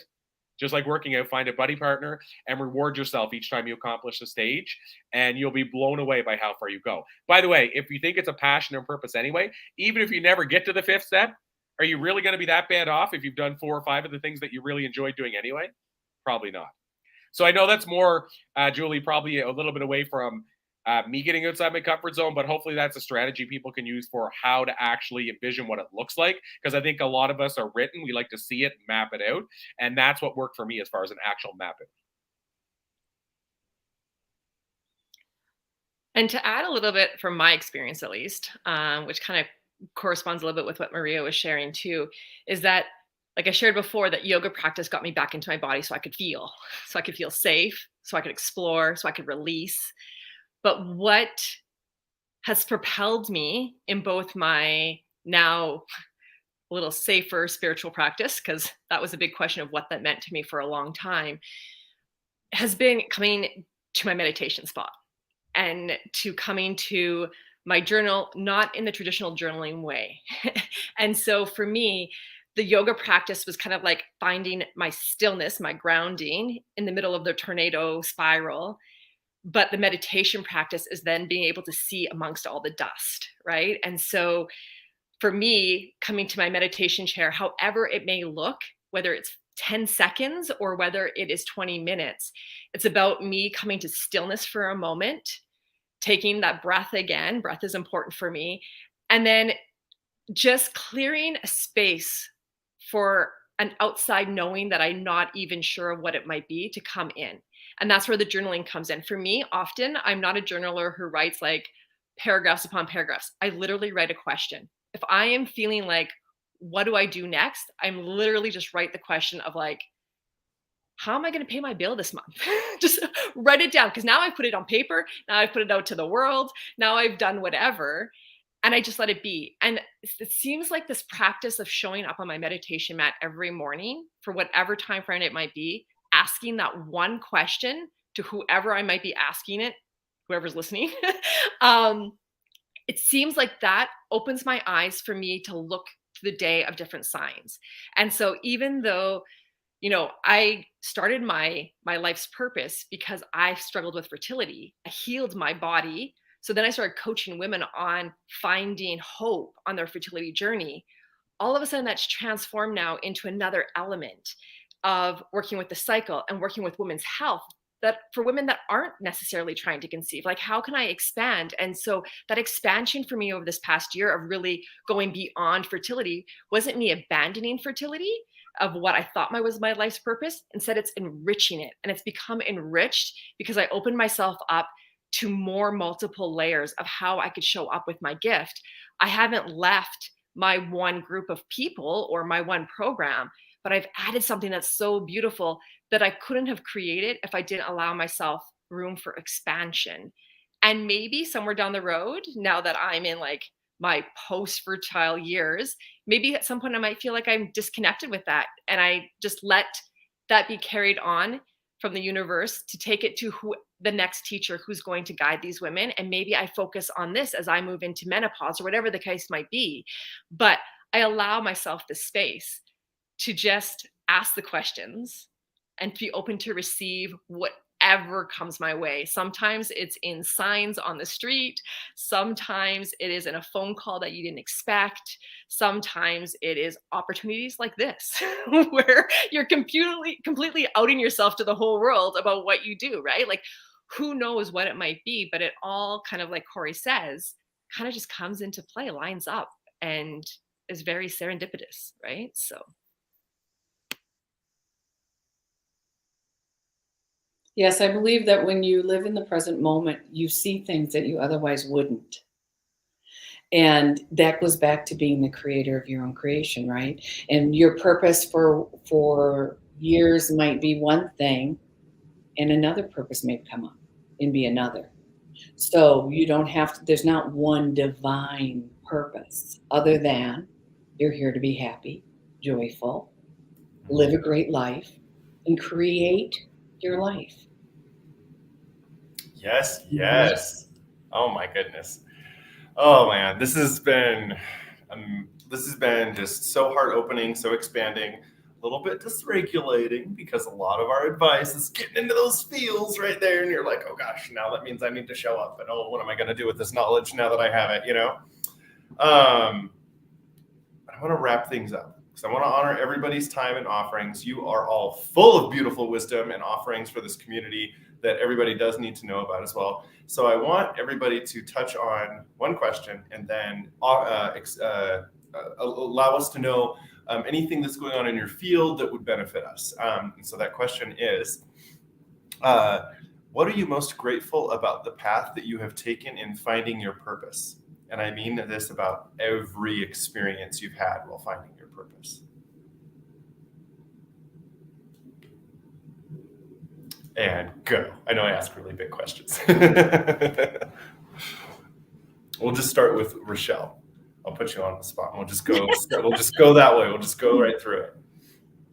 I think what I'm most grateful for is that I listen to myself, and I listen to my intuition. I, for several years, told myself I should have listened to my gut. I should have listened to my gut. Like over and over growing up. And I know that I didn't, because I wasn't really conditioned to do that. And I didn't really know about it until I started that personal development journey, where I really started tapping into my intuition. And like Maria said, it really is a muscle. When you start nourishing that and feeding it daily, and meditation's non-negotiable for me now. Every day, maybe 2-3 times a day, it gets so loud that you will never doubt it. And that's such a huge, to come to that point where you don't question your intuition is just, an incredible place to be. So, I'm grateful that I listened to myself, and that I trusted myself, and I took that leap to start a whole new chapter for my life and find my purpose, passion, my why. And I think everybody can do it. I've had several people tell me, I wish I could do what you did. And I tell them, go meditate. It's free. There's apps for it. You can get it. It's easily, you can start so easy now with all these apps and stuff. So, listen to yourself. If something keeps nugging, pulling at you and tugging at you, listen to that. It's telling you something. And being present is a huge part of that. Just really, being present, being like, what is this? What does this mean? And having, like Corey said, I have an evidence journal, and I write down all those things that happen. And when you start seeing the gifts and the magic that happen all the time, every day, and synchronicities and synergy and all that stuff, it's amazing. It's an amazing thing to watch unfold. I love that. Thank you. Yes. Being present for what is coming to you, and just really witnessing that, and allowing the presence of the moment, not the worry of the past or the future, the presence of the moment, exactly, within yourself. Yeah. I love it. Beautiful. Yeah. Okay, go ahead. For me, what I'd be most grateful for is that moment in that doctor's clinic at the IVF center where they told me that I had no hope of having kids naturally. Because that, honestly, that was the turning point to light the fire in me of going, nobody is going to be an outside source to tell me I'm broken. This doesn't feel right. This doesn't feel good. And I'm going to prove everybody wrong. It was like dipping into that solar plex, that power center, and saying, you're not defining my life. And through that, finding this inner power to heal my body that then changed the whole trajectory of my life, of where I'm at. And I don't think that that's a coincidence. I think that there was a reason why I was gifted 2 girls and then a boy, is because the wisdom that I gained about my body and about my cycle and about my womb helped me to learn so much about who I am as a woman, of like someone who has divine feminine energy in her, to now help guide my daughters through a totally different experience throughout their life now, of being able to see their self-worth and to connect to these like inner superpowers of understanding how they are different than how the system has set us up to being linear, and how they can live cyclically to find magic in their own body. And then I also think it's a huge gift that I had a boy right after my 2 girls, because he is going to see not only a mother, but 2 strong sisters saying, this is the way we have to move forward. This is the way that we have to create balance and to create wholeness and to create openness to hearing different ways of being. And he is going to be the male essence to continue on that message with a different lens. And so that would probably be my greatest gift, to someone telling me that I was unable to do something, because it definitely brought out the red hair and the I don't think so attitude and changed everything. Oh, I love it. I love it. Really quick, I wanted us to follow up as well, just an offering that we have, just in case. Rachelle, did you have an offering that you have coming up? Oh, you know what? I do.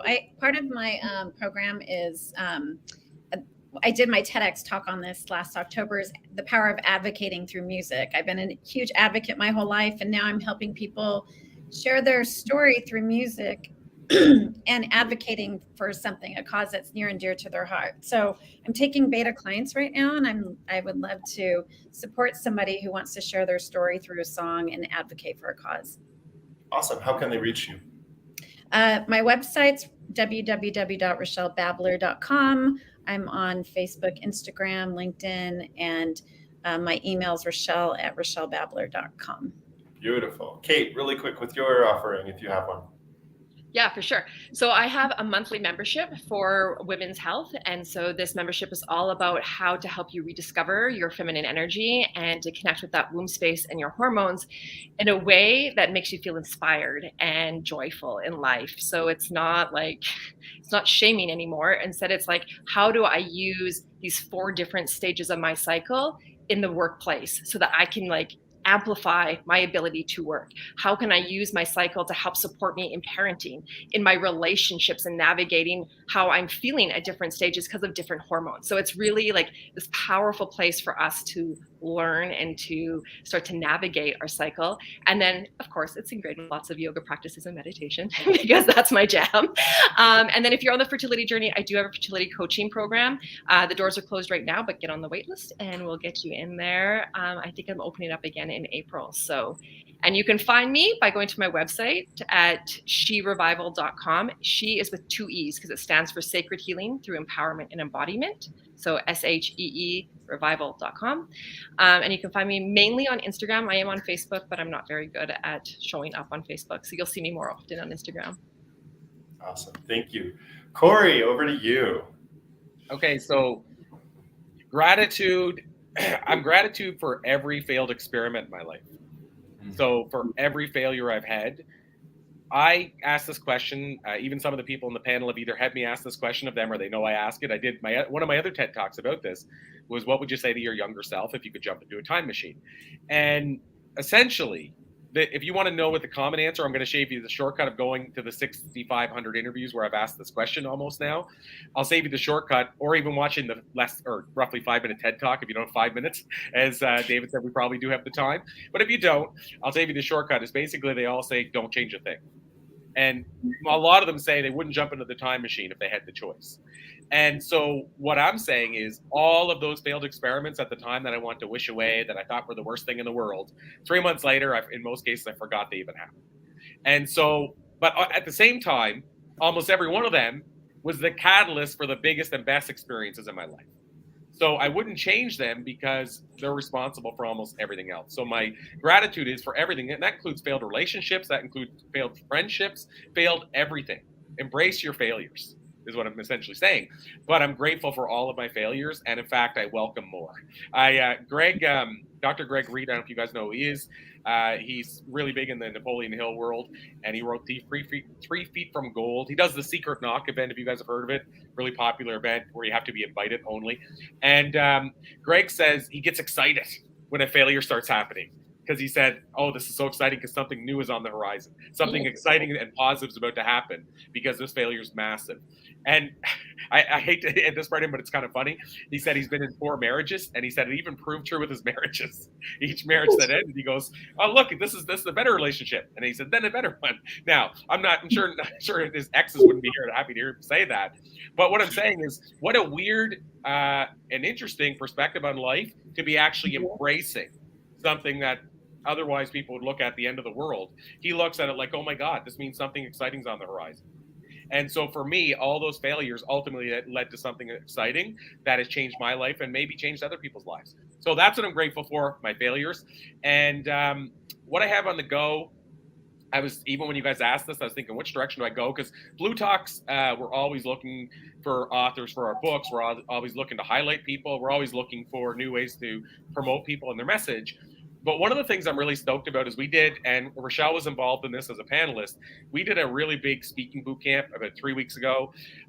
We only marketed it for about 3 weeks. We had a roughly 300 people paid and registered. We had 100 people roughly at all times on the event. For a virtual event planned with 3 weeks, I was really happy with that. So this time we decided, why don't we give ourselves more time instead of doing that? So we actually have booked October 14th, 15th, and 16th to do the follow-up to that event. This one already much bigger in the sense that James Redfield, who I mentioned earlier, Celestine Prophecies, confirmed as one of the speakers. Just this weekend, confirmed Ken Honda, if you guys know who Ken is, Mind Valley instructor, wrote the book Happy Money. We had him on for an author training. People were fangirling, literally their words, like people's lives changed for 45 minutes. So I said, we have to bring it back. So we're doing this boot camp in the fall. Similar idea, 3 days. I call it a speaking boot camp, but your life is going to be changed. You're going to be in networking meetings with 20 people talking about their passions and so on and so forth. So don't think of it just if you're a speaker. This is really for anybody who wants to have a magical weekend where it could change your purpose and perspective on life. And $97 Canadian is what we offer this at. What we're going to do until mid-March, I'm just extending this right now as we speak because I said it was only to March 1st. But since we're announcing Ken Honda, I'm going to say to March 15th at least, we're going to do a 2-for-1. So if you want to check that out, I can put the link in the comments because it's not like it's like a link with or what do you call it, a dash in it. Actually, it's, I'm looking at it now, thepassioncure.com/speaking-bootcamp. So that might be hard for people to remember. I'll put it in the comments on the main link for What the Bleep. But then also, if you're lost on that or you don't find it right away, just go on Facebook and you'll see me commenting. So go click on my link and private message me and I'll send you the link. So that's me in a nutshell. Yes.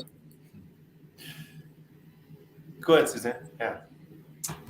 Awesome. Yeah, I was waiting for you to introduce me. Come on, give me a platform here. Just kidding. So I'm grateful for so many things. And listening to everybody today, I'm grateful for that. I'm grateful to be here. But mostly,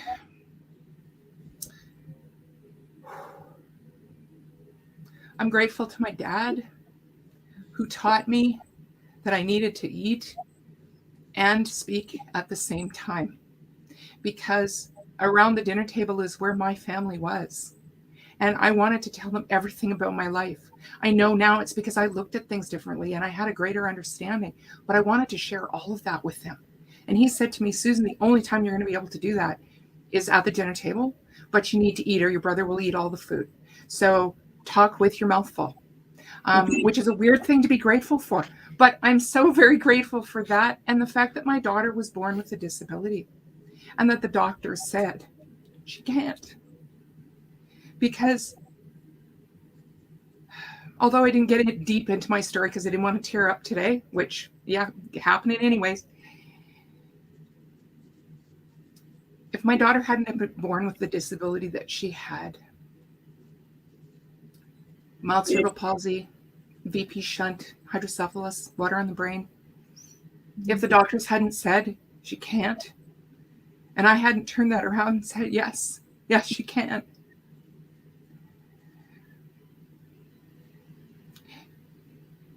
And if I hadn't been laid off from a job, 17-year career, that's what I was going to do for the rest of my life, all of these bad things that happened to me, if that hadn't happened, I wouldn't have gone on to help empower women, to take the words that are keeping them stuck out of their stories.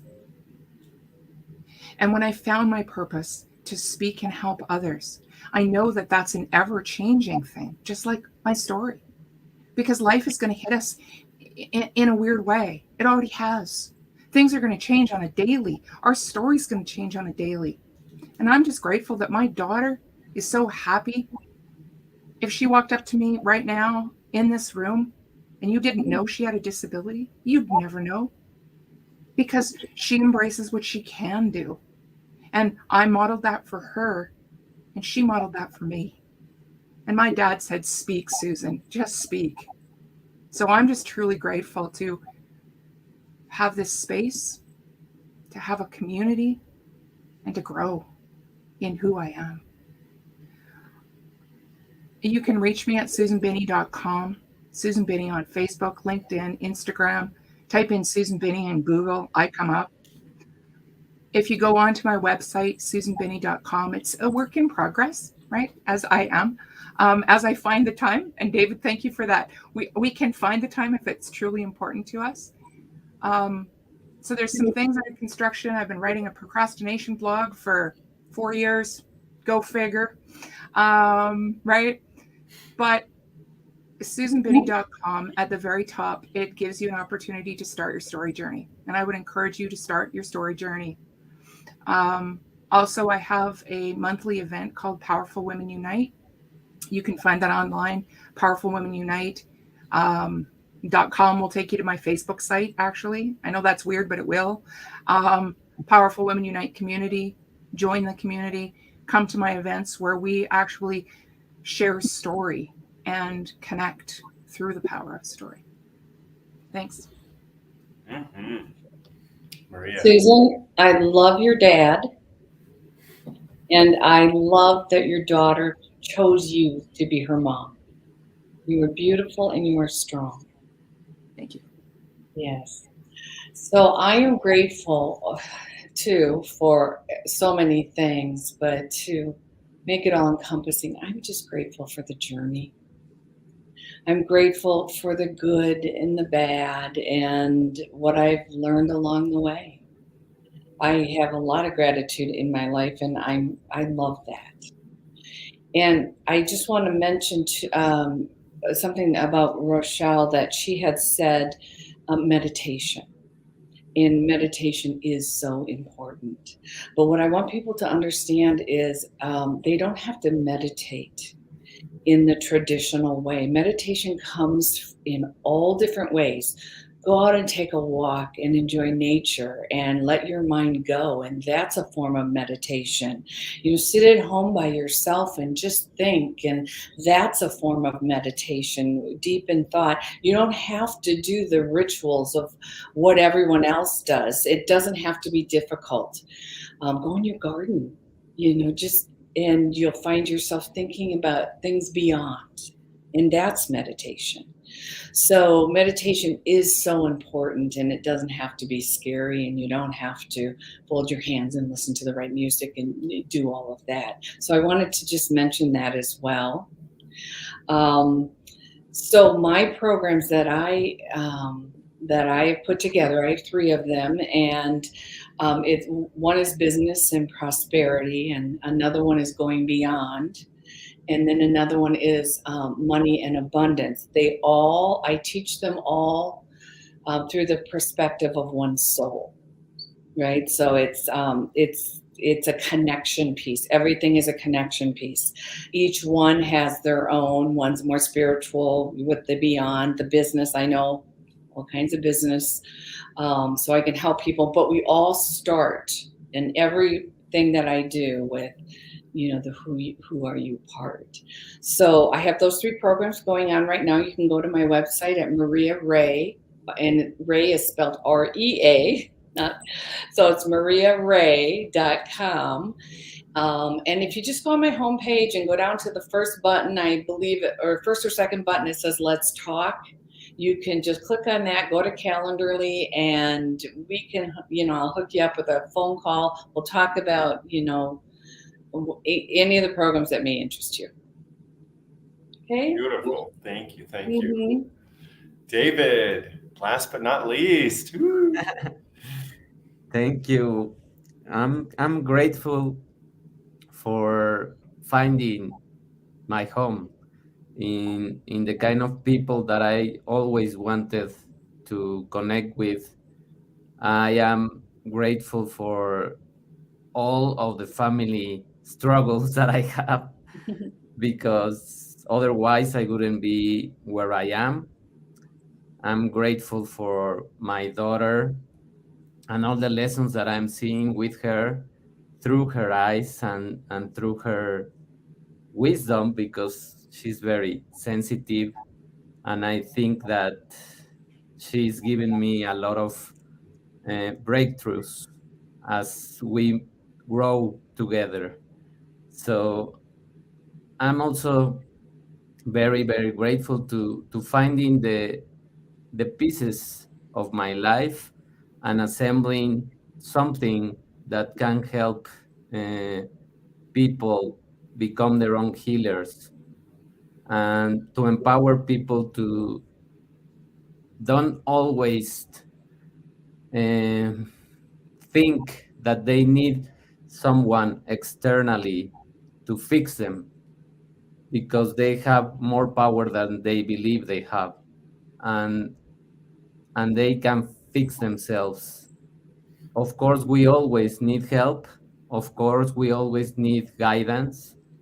But the most powerful things that we have inside of us are there to discover, and are there to be understood, and are there to be appreciated, because many times we don't appreciate the things that we have, in terms of being here, in terms of the miracle of life, in terms of all the connections that have to come so that you are here. So if we chose to be here in this moment, in this place, and be connected right now, and try to give this message to the people, is that we are here for a reason. You just have to have time for yourself to find that big reason. And the most important reason for me is to be happy, with who you are, to be happy with what you do. The moment that you feel that you are not being happy and something is bothering you, that's the moment where you have to step out and look for something else, which is your next purpose. David, do you have any offerings coming up for the community? Yes, I already have 3 programs that I just mentioned early, that they are like for beginners. This is a very short program so that people understand these 5 pillars and have a glimpse of science and wellness, trying to help them understand many of the basic things, but with a different touch. And then I go to the intermediate people that they already know some of those things, but they want to go deeper and they want to create habits. This is called Growing from Within. That's another program. And the final program that I just released this year is Living from Within. All of them use the word within because I think we have it inside. So we just have to understand it more. And the Living Within is a monthly program, is designed to be very, very affordable for people. They have a lesson in each of the pillars every month. I switch the topics between these 5 pillars. They are nutrition, they are metabolism, they are emotions, they are consciousness, and they are abundance. So I just mix them up, and so that people can have throughout the year something to get engaged with. And I give them 1 hour that I connect with them and I speak with them. Then I give them a PDF and then a meditation related to that. And hopefully this year, by the mid-year, I will release the book about these 5 pillars that I'm still writing. Wonderful, wonderful. Thank you so much, David. Where can people find you? My website is as my name is David Ortega b.com. Beautiful. Thank you so much. Thank you. Oh, I just want to say I am so grateful to be on this life purpose right now with all of you intersecting. For the viewers, there's a lot of wisdom and life experience that has gone through each one of the people in this podcast, from those downs down to like, why am I here? Possibly even, thinking about ending our life, to getting onto this space where we're like, holy shit, look at all the lives we're improving, right? We're doing this, and so can you. So that's what I'm so grateful for, to be in this space, to be part of this conversation, to be on this curve, and to know Julie, because our partnership has been here to create this, and we've grown, and it's just beautiful. I love this. Thank you so much, Rachelle, Kate, Corey, Susan, Maria, and David. Thank you. Thank you. And I will mute myself and let Julie finish up. Well, I'm grateful. My life purpose led to this, and hearing all these inspiring stories that empower people. And I am so grateful for everybody that is a part of this series, this podcast today, and anything in the future. So life's a journey. And thank you for sharing today. Thank you so much. A lot of wisdom here. I'd like to also inform people that next week,